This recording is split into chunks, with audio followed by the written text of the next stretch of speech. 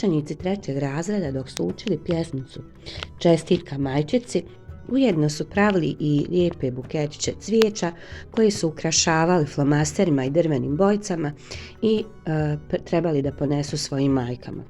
Danas su učenici 2. razreda čitali tekst Vrana i vrč s vodom. Učenici su shvatili da je vrana bila mnogo snalažljiva i da je uspjela ne samo sebi obezbijediti vodu da pije, već i ostalim pticama koje su bile žedne.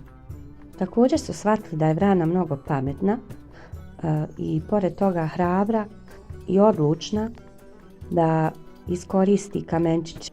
Učenici su naučili iz ove priče da trebaju da se bore za sebe i da je sve moguće ukoliko se malo potrude.